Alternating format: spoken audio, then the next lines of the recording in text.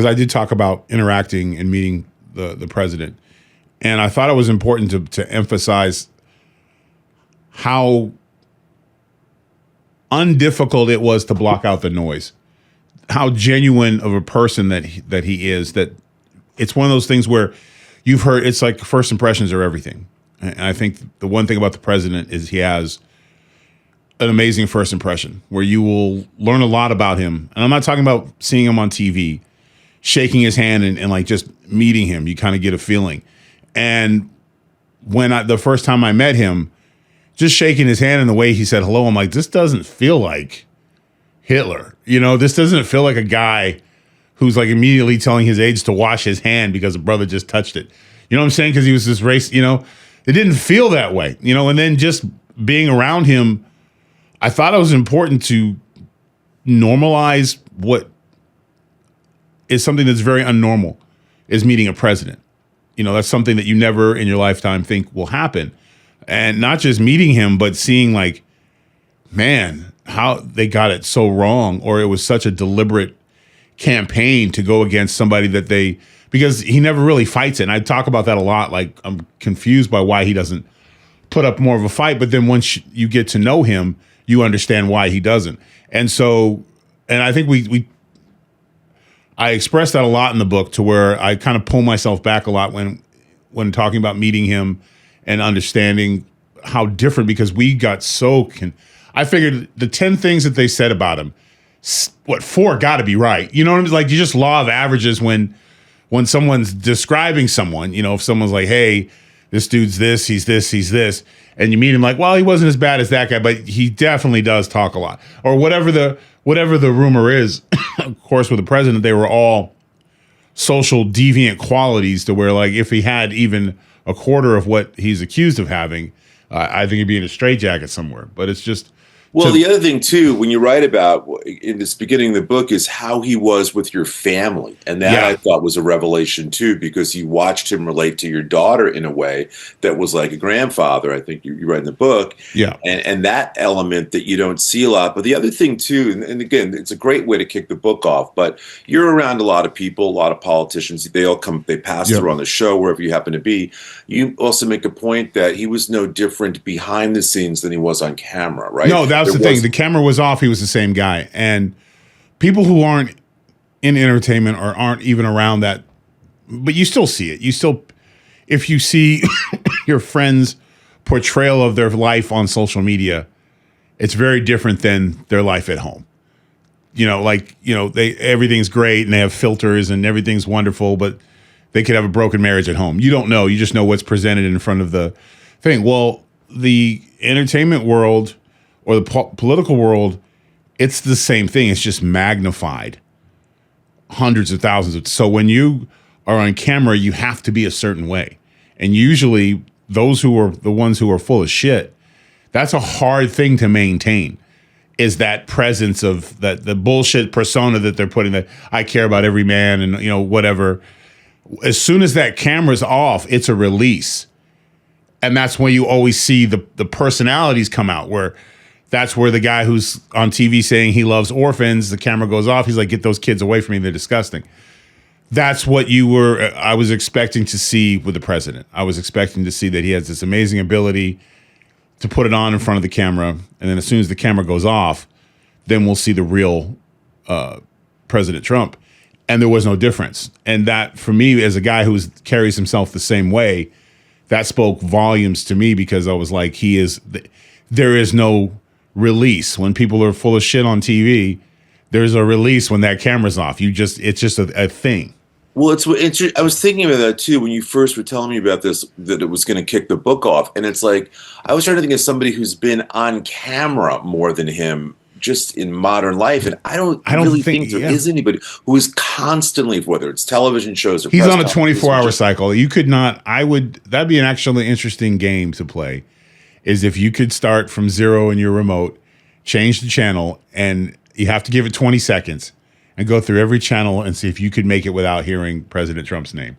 I don't think you could. It's been that way for those of us that grew up in New York, like in the 70s and 80s. He was always out there, always doing something that was present where there were cameras present. And he seems to have adopted this weird thing where it is seamless. He's just himself because it's probably just easier to be yourself. When can he not be?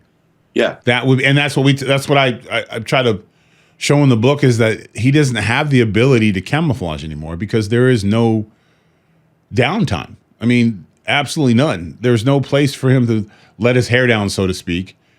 Because, and then how does it happen that he writes the foreword? I mean, he doesn't do that a lot, and yet he wrote a glowing foreword.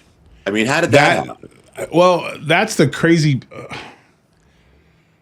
I always thought, again, I'm not a journalist, but I try to have integrity, and I discussed it with you, and you thought it was a good idea that we send a copy to the president's team because we reference him so much, just out of respect. That's what you're supposed to do, And but I've never bashed anyone, or I don't believe in cheap shots and talking about shit that's none of my business. But you want them to know that you're mentioning them. I just think it's a common courtesy. Then it was like, great, thanks. We'll let him know. We'll get it to him. And then it was literally, hey, the president loves it and he wants to write the foreword to your book. And you're like, yeah, okay, sure, yeah, great. And then you're like, holy shit, the president of the United States is writing the foreword to my book. And because of the way today is, that would normally have been a front page news thing. Like that would have been, the president of the United States takes time out of his busy schedule. Like it would be something they're like, wow, and he was doing it for a black man. Again, very non-Hitler-esque of him to do this for a guy that doesn't even have his own show. So, you know what I'm saying? There was no upside. It's not like he was going to get a big push on the Tyrus Tonight Show.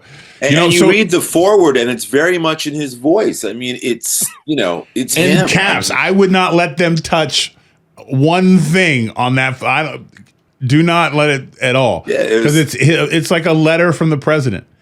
Like, yes, I shared that with the book, but that's something that original note will be in a frame, and then one day my grandkids will say, like, why? What is that? And I'm like, I interviewed the president, and he wrote a foreword to my book. Like, they won't understand all the BS and the media crap because that will all die away. You'll just see this historic moment where I can stick my chest out and be like, yes, I once, impressed the president. It's a thing where it's on your resume. I think over time it becomes more valuable and more precious. It's a rose that you don't smell right away. You got to it's got to sink in. There's got to be some time between, I think. Look, whatever anybody thinks of the president, I think they've got to give you that tip of the hat where it's the president of the United States. And I mean, look, another thing, the book opens up as we were working on it. It was when there was the sad news about Joe Biden's health and the cancer diagnosis. And the book actually begins. Look, you go at the Biden administration fairly hard, I think objectively, but there's a note up front that says, this tragic news came down, and that that everybody should keep him and his family, right, yeah, but that doesn't excuse. Having said that, basically, I'm still going to hold him accountable. Yeah, because. But there is this thing we live in today where there's, and both sides do it to some degree. I think one does it more than the other. Where when there's bad news about somebody, there's like this grave dancing. Obviously, saw it a lot with Charlie Kirk, which was awful in my opinion, where people celebrate things. There used to be a time where that never existed on any level. The addiction of attention is maybe a whole book within itself. But it was classy to acknowledge that, look, he's still a man with a family, and you've got to have good thoughts for that. But you still have to hold people accountable for, Right, because I think also I was probably the first to go after the administration. I kept saying that he was not fit, that he, and at one point I even said I no longer want to make jokes about the president because I feel like it's unfair in the sense that he's afflicted. It's his family that's putting him out there. Well, you go into that pretty hard too, and I was going to say now we're in the season of books about last year's election. It started basically with Jake Tapper's book. Yeah, you've had Kamala Harris's book and a number of others. I think Jonathan Carl, just has one out. So everyone, this is the season, and you've got a lot in the book about that. But yours, I was thinking about this, is the only one told from outside a bubble. Those other books, it's within a political bubble, it's within a media bubble. Yours is really from the standpoint as you travel in the country, doing your big sold out one-man shows, you're meeting a lot of people, a lot of Americans in pockets around the country that don't normally get a lot of attention. Right. People look at your routing. It's small town America in most cases. And so you're coming at it from a standpoint, not being in a bubble, but just being out amongst the people, which is a way different point of view. And that's, I think, in this, with all these books out right now, talking about all the hand-wringing about the election, yours is unique, I think, because it's based on real on-the-ground sort of reporting. Right, because I even talk about calling the election early. Like, there was just big viral moment for you. Yeah, no, I don't know what TV was telling you, but nowhere that I had been in the country, anywhere had I seen anyone all in on Kamala. If anything, it was they would still complain about President Trump.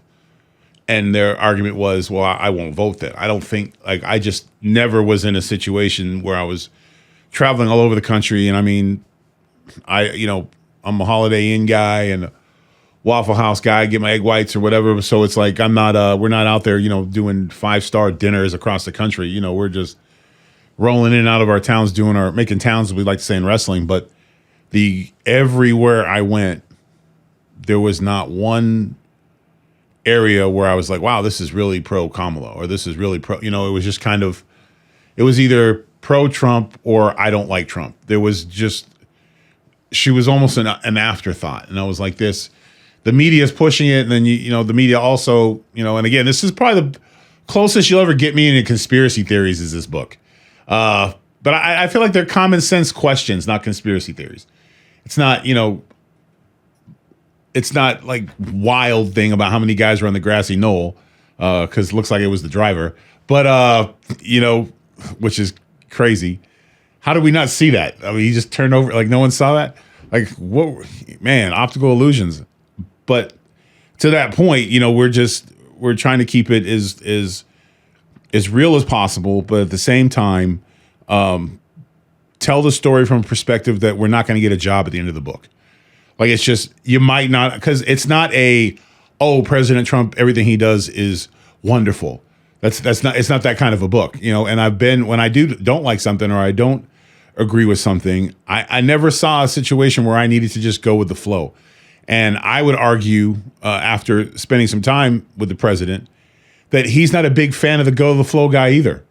He'd rather have a guy, someone who has challenging ideas or brings something to the table than someone going, oh, yeah, yes, sir. Yes, sir. I mean, after a while, what's the point of having somebody around who just backs up what you say? They're not really bringing anything to the table. Yes, man. And again, I think your book is really objective. And I think that's what makes it interesting, given all the other books that are out there right now, is that you're coming at it from an experience that has not been represented. And that really is kind of, in Latin, they call it vox populi, the voice of the people, really being out there. And for people that have seen your shows, you mix it up with people. You get to know people in those moments, and you blow into town and meet a bunch of people, and you soak up, those attitudes and opinions and a lot of that. And the book ends, actually, I love, it's like a bookend. The book opens with giving the belt to the president, right, but it ends with this sort of poetic view of the belts that make up America, the Rust Belt and the pretzel belt, and all these different belts. When you fly and you look over middle America, all the plains and those great, you see the squares and the circles just out there when you're flying. And it ties up this idea that we are a country of belts, of different people in different regions that all kind of need to work together, and I think. Hey, thanks for watching. If you like what you just saw, don't stop there. You can catch the full conversations right here only on Planet Tyrus. Make sure you subscribe so you don't miss what's next. And you don't want to miss what's next. I'm telling you, bad things will happen. Oh, I'm just playing. Nothing bad's going to happen, but I won't be your friend.